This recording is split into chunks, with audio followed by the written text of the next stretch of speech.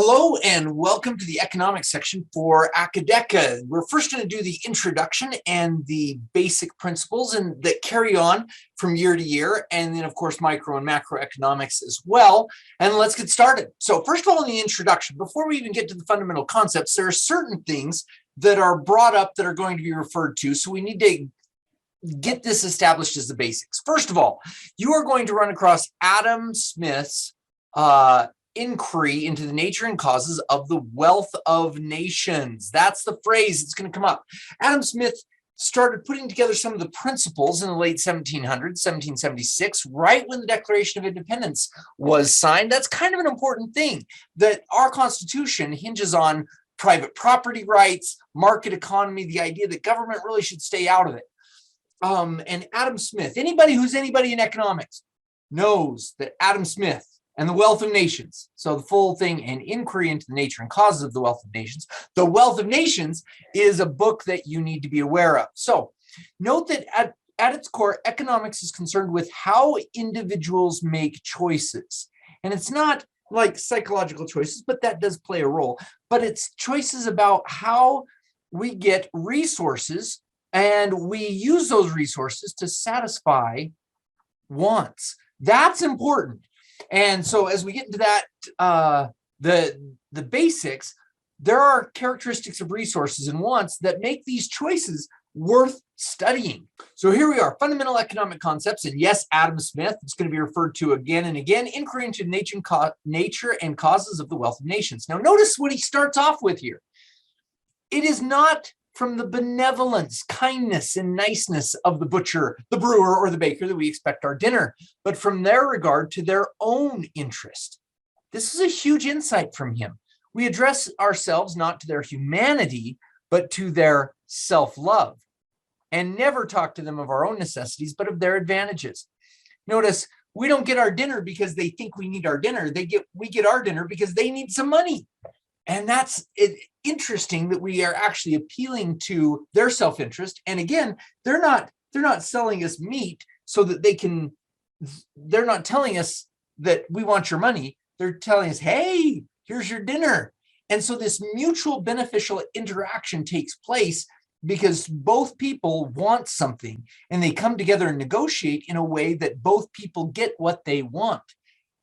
Self-interest, and there's like this invisible hand that goes behind the scenes and helps guide these decisions to allocating resources to satisfy our wants, and it all hinges on our own self-interest. Isn't that fascinating? So that was something that he thought of in the late 1700s and turns out to be a huge underpinning for all of our market economy and studying of economics in general.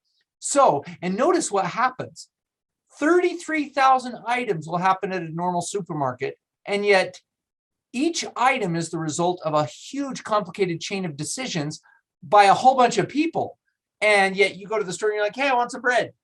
Yeah, that's one of many things. And that's this economy that grows and develops and breathes almost like its own entity and its own animal is about thousands and thousands, millions of decisions made by people over years and years and years. So, basic assumptions of economics, let's get that underway. You've got to understand, first of all, with resources, there's this idea called scarcity.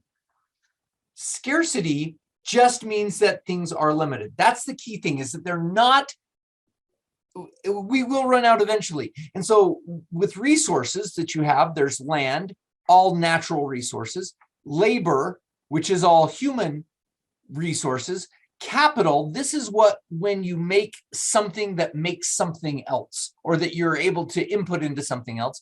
And then of course the entrepreneurial ability. So that is the willingness to take risks with hopefully a motive of profit. But these are the resources, and these have scarcity. And that's kind of important to note. It is limited. The reason that's important is because what they're trying to satisfy, the desires of humans, are insatiable, cannot be satiated or satisfied. And that's where all those economic decisions. We've got a whole bunch of land out there. We've got a whole bunch of wheat and bread and a whole bunch of other things. But how do we allocate it efficiently? Well, the government could take charge, or or we could allow people to just barter, or we could introduce money. And so all these thoughts and ideas of how to allocate limited, scarce resources, that word will come up over and over on every test almost, to insatiable desires. That is what economics is really about. So let's jump in. Every decision we make has a trade-off, and that is important to realize, that we are going to assume that everything we do has a trade-off. We give up something to get something else.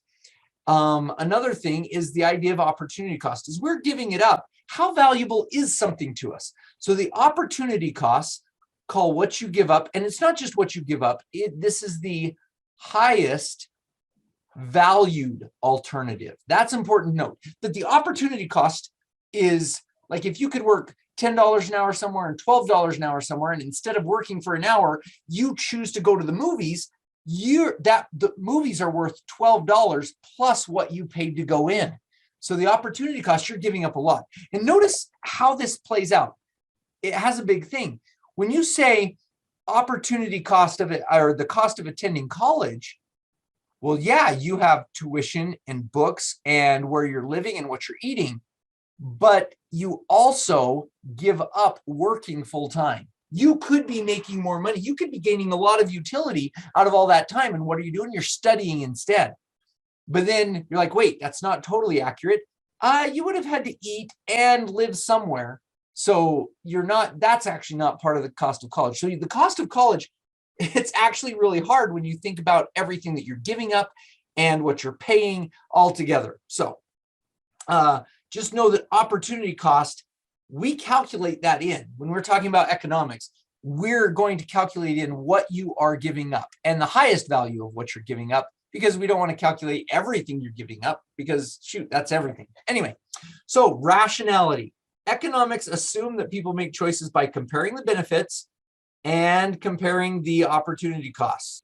Some people aren't rational, and that's okay. But we've got to assume that people are going to look at the benefits and look at the costs and say, hey, I want more benefit for myself than what it's going to cost me. So that's good. Okay. The other thing that's very important, and this is, wow, once we delve into it, we'll do that in the microeconomics section. When you allow people to specialize in what they're good at and not have to worry about what they're bad at, and somebody else is good at that thing, and then they trade, by specializing in things that we do best, and then trading with other people, both we and they can be better off. That is cool. We can both be better off.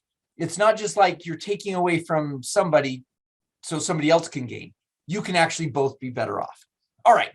So once we get those down, those are basic assumptions all over. We have scarce resources going to insatiable wants. We're always going to give up something. And we measure that by the highest valued alternative called the opportunity cost. People are going to be rational. We hope, at least for their own self-interest, that they're going to choose what they think is giving them the most benefit. And then that when people can specialize and trade, everybody will be better off. Okay, so when we dive into models and economic theory, where we try to model the real world, notice many of these things, you're going to be like, yeah, that's not realistic. Hopelessly simplistic. Yes, we are trying to pare everything else away. And in fact, sometimes you'll hear this word, ceteris paribus. Everything else on par or equal. So we hold everything else constant and say, okay, what happens if we move the price of hot dogs? Or what happens if the price of gas drops? Or what happens if we ... And so very simplistic, and it allows us to identify clearly what assumptions and characteristics are actually important to what we're discussing. All right, big difference between positive economics and normative economics. Positive deals with facts. That's important to note. We are actually going to study what is actually happening. Notice, though, that normative economics, what should be value judgments, this is what politicians do. So when we're like, oh, taxes do this, and we're like, oh, taxes are bad. No, that's a normative statement. Normative economics, we don't go there. These videos, this discussion is all about positive economics. And when we get to the point of what should the government do or what should people do, we'll leave that discussion to people who have a lot more hot air to blow than what we do. So, okay, notice this right here. To decide whether benefits outweigh the costs require a value judgment. So when you have all this cost and the minimum wage and what's going to happen in economics, we can study that, but we're not going to make a statement of it should happen or it should not happen. It slips through every once in a while because you have opinions, but we're going to try to stay away from that. Okay, so there is a goal, efficiency. Now you have to understand that in every economic setting, there's this idea of a production possibilities. Like with all the resources, if you're to use all the resources and all the people, you would have this and they graph it like this. They graph it and say, oh, out here there's this idea of you could make so many pizzas and so many robots and you could do all that, and this out here is the limit of your economy. If you're unemployed, you're only making that much or that much or that much. You want to be able, economists are like, why would you not use all your resources? Why would you not make people happy if you have stuff to make them happy? Well, if you're ever at a position where you can improve somebody's life without taking away from somebody else, then you should have already done that. So this Pareto efficiency sounds a little bit harsh, but it's actually good. If you can push all the way out to this full employment line, and so you're to the point where you can't make anybody better until you take away from somebody else, that's when you're efficient. When there's no way to benefit somebody without pulling away from somebody, that's what you're shooting for, is to get to that point. Don't go beyond that. Don't start making life worse for other people. But if there's no way to improve at least one person's well-being without reducing the well-being of someone else, that's efficiency, and that's where you want to get. It's actually a good idea. But it doesn't say how it's distributed, and you still could have very rich people and very poor people. But if you're efficient, that means that you actually can't improve somebody without digressing on somebody else. All right, so macro and micro. Micro usually deals with one market. So like hot dogs, who are the sellers of it, who are the buyers of it, and what happens with that? This is what a business looks at to make their decisions. It is one market. Macroeconomics, on the other hand, this deals with a nation. So they have two completely different sets of goals, measurement devices, stuff that they use. So we're going to delve into both of them. And there we have the first section.